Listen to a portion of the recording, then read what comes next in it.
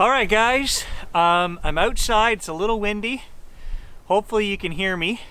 I want to discuss in this video, this is the follow-up video to Seaspiracy, which I recommended that you guys all watch the documentary on Netflix. And what I'm trying to do with the new series is just facilitate group discussion about some of these world issues that we don't necessarily want to talk about, but are very well researched through the documentary format. And then we can watch this and come to conclusions on our own about the documentary. Was it good? Was it bad? It's not to solve world issues, okay? I got a lot of comments about that. Remember, I said that watching these documentaries made me feel small and insignificant, and I felt that way my whole life. What we need to do is be informed. So this is just a process of informing and then discussing and being aware so that we can all say, hey, you know what, here's the real issue, or, you know, I think this documentary was a disaster, a complete lie, whatever. Everyone's entitled to an opinion on it. We need to make educated decisions, though. So I just want to cover a couple of things. Maybe I shouldn't even bother. I don't know why. But first off, I want to say there are many of you guys who are highly educated out there who do this process on your own already, and have mentioned many different things, topics that we can discuss. I hope to get to all of these. These are major things, okay? So last year, for my class that I taught up at the college, we went through 20 documentaries, and I broke them into groups. We watched them all. We discussed them.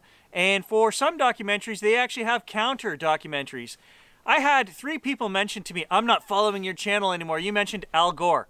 Great. Those are the people I don't want watching the channel anyway. You're not open-minded.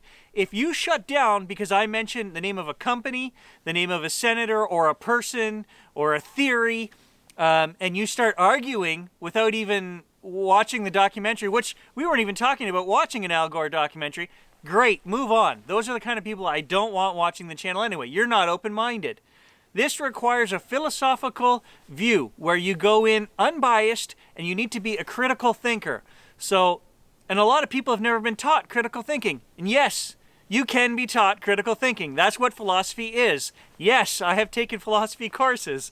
So if you're not aware of what critical thinking is, a quick Google search can take you right to that, and maybe you need to open up your mind a little bit.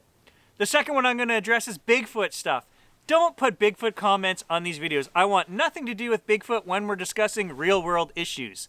It seems ridiculous. Yes, we all have a fascination and an interest in the other things I do, but people saying, well, I don't want to talk about this, I want to talk about Bigfoot. Great. We're not talking about Bigfoot on these videos, so don't even comment. I'm not getting to it. It's frustrating to me to try and deal with a real-world issue, a real-world problem, and we've got these nonsense Bigfoot comments. I didn't even want to get into that, but this is the point I'm at. Self-reflection on what I'm doing with my life. It's great to have a hobby and an interest, but man, I'm telling you, this Bigfoot thing, it brings out the nuttiest, craziest people, okay? And you know who you are. Some of you watching right now are. Some of you don't know that you're the nutty, crazy people. That's the problem. And there goes 10 more people fleeing the channel. Great, move on. Back to Seaspiracy. What did you guys think of the documentary? I think it was a little bit, the way he put it together in the beginning, you could tell he didn't have a direction he wanted to go with this. You know, he talked about cleaning beaches and the small problem. He feels like the rest of us, sitting here going, I'm such a small piece to this planet, what can I do to help? And he started by cleaning beaches and things like that. And you know what? That's awesome. If we all do that one little small part, then we're getting to an end goal, right? As the documentary progressed for me, it became more focused. And I think he really hits on the whole premise of sustainability, okay, with fisheries. And that is the issue. And I have to agree. You can agree or disagree. Comment below.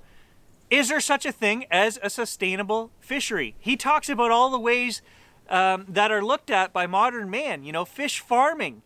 And there are other documentaries we can look at and articles and things we can reference in regards to the information he brings about the sea lice, the chemicals that they feed to the fish to keep them healthy, the antibiotics, the gray meat, the coloring of the fish, all of these things. Are those fish really any better for us than fish pulled naturally out of the ocean? No, they're not. They're in the same environment, right? The bottom line for me, for Gary, what I took away from this is there is no sustainability when it comes to the mass reduction of fish numbers, the trawling, the nets that they're using, things like that. There's no sustainable way. The only thing for me that works is the small coastal villages, the guys that are out there with hand lines, okay? I have no problem. I'm a hunter. I'm a fisherman myself. I have no problem with a guy going out and making his catch for the day and feeding his family, right? You're very selective at that point. You pull up something you didn't want to catch, you unhook it, you let it go. It survives. You're not taking hundreds of turtles, thousands of dolphins, whales, whatever these other things are getting caught in the nets, right? You're not destroying the sea bottom, the actual environment that the fish are living in. So I agree 100% that unless you're out there catching your own fish or getting it from a guy in a village, the local fisherman, it's really a harmful process. So for me, what I'm taking away from this is I only eat what I catch, basically. I don't go buy seafood. My wife doesn't eat seafood, lobster, shrimp, any of that stuff. I do. I like that stuff. But after watching this documentary, I do a lot of fishing. I'm very lucky to live in Northern Ontario. I fish pike, bass, pickerel, trout. We have hundreds of species right here. And they're not coming out of the ocean. And I'm doing it one fish at a time, right on a line. And for me, I think that's the only fish moving forward that I'm going to eat. And even doing that, we still have postings here locally in Northern Ontario about mercury levels in some of the lakes. Mercury occurs naturally, right? But there are other processes, mining and things, that can raise mercury levels. So I have to watch that too, where I get my fish from here. And you can get online reports from the government and things that tell you which lakes have had problems in the past, which lakes are connected to mining systems and things like that. And you should inform yourself. You should learn about that before you're just going out and catching fish.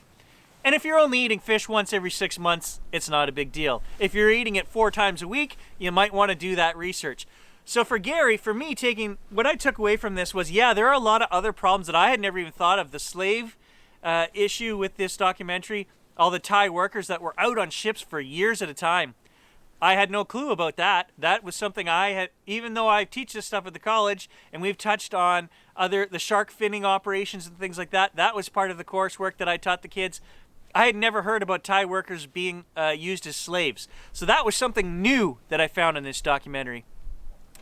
I love how this guy goes in and talks to different corporations. And as we'll see, the more documentaries we cover, it's all about following the money. And he goes in and he talks about brand, the companies that are saying dolphin safe, right? And how they give out the certificate. Well, they have workers that are on the ships and they're only there part of the time. They can be bribed. They can be murdered, right? So you don't even have to bribe them. You can threaten them. You could just say, hey, look, we're going to wipe out your little family from this village that you're from unless you sign off on the sheet. And I'm sure that goes on as well. And a lot of them are turning up murdered or they don't turn up at all. They just disappear. So that's an issue as well. So for me, this was a really informative documentary. The numbers are scary when we look at, they've been saying this for years, how much catch is going to be left in the ocean, right? The best thing we can do as a man, as people, as humanity, is to leave these things alone. They will come back on their own. The reproduction, these systems have evolved with the tiered system that they talk about, you know, the apex predators on the top. That's basic biology. That's for any environmental zone we're talking about, whether it's a mud puddle or the ocean. They all have this hierarchy of bacteria eating other bacteria or fish eating other fish, and it's all occurred naturally. Once man steps in and starts messing with these systems, we throw everything out of whack. And we are the apex predator. We are at the top. If you break the world into an apex predator system, man is at the top. And we are taking out all of the other things underneath us at a rate that is not sustainable. And it's not, I don't say that to scare people, freak people out, but that's a fact, right? That this is what we all need to start informing ourselves about these issues to make our own small little part. You and I are not going to solve this issue, but we can add our voice to the growing awareness side, right? We can say, I'm not going to buy whatever brand seafood anymore. I'm going to catch my own, or I'm just going to go without fish. And that's where I'm at after watching this documentary. Where are you guys at? Do you believe what was presented in here? Is there anything in the documentary that you question the validity of, the truth of. I think it was fairly and unbiased. I didn't see anything that really caught my attention where I questioned whether it was truthful or not. If you caught anything like that, comment down below. So these are things I always mention to the students, right? If you know of some connection, some people will know from another source or other articles or another documentary, a hidden connection, right? You follow the money, you follow the conspiracy, you follow, how does it all tie together? And this one seemed pretty clean to me. From what I could see, I think it was well done. It was pretty unbiased, and it showed the root of the problem, which is there is no sustainability in the fisheries in the world. We can blame some countries more than others. I don't understand the whole, how do we allow Japan to do whaling? That was another one to me that was a surprise as well. I hadn't heard that they were actually starting up their whaling vessels again, and I don't know how we allow that to happen. What is the process? See, now I need to go do research on my own to look at what is the process that we stop these countries from making independent decisions like that, where you can go against everyone else in the world and say, we're going to hunt that endangered species until it's extinct. Well, do we then blame that country for its extinction? Or do we blame everybody maybe who did it in the 60s? We were smart enough to stop back then. So is it your fault or is it everybody's fault? These are the things we need to think about and discuss. And I hope to whatever higher power there is that they stop whaling. Japan stops their whaling program. I don't know if it's still continuing. Again, I need to go do further research on my own. Is there something else you want to research or find out more about after watching this documentary? These are the types of things I want to talk about moving forward. And now, the last thing I'll touch on in this video is I had a couple of you guys mention, where can we get information on what companies are good companies, what companies are bad companies? Well, you've started that journey. There is no definitive list, guys. You can't go to online. I could produce a list for you tomorrow and say, Nestle, and I throw that out in all sincerity. They're at the top of the bad guy list. Are you just going to take Gary's word for it? Maybe there's homework for you guys right there. Why is Nestle at the top of Gary's bad company list? Okay, but even if I were to give you a list of 100 companies, can you take my word for it? Absolutely not. You have to go and inform yourself. Do your own research. You've started that process by watching that first documentary, Seaspiracies. There are companies that are listed in there that you can say, oh, okay, I can make an informed decision. Maybe I can't. Maybe I need to do more research first. But this documentary has started me on this company name, and this documentary states they are bad because they did this. Now I go do more research. Do I find out otherwise, or do I find out more confirming information that says, yes, they are a bad company? Put them on your list, right? You start your own list. That is the process I want to get everybody on. We make our own lists. We make our own informed, educated decisions on who are good, who are bad, who are greedy. They're all greedy. Every company, it's all about the bottom line. They're all about the money.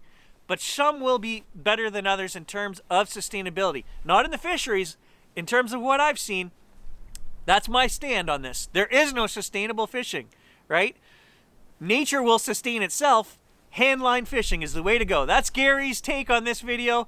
Let me know what you guys think down below. We'll talk more in depth about it in future videos. I hope once every couple weeks to point you guys in the direction of a new documentary or something we can discuss, or local stories and things that we can talk about. And if you guys have anything that you want to share, comment below.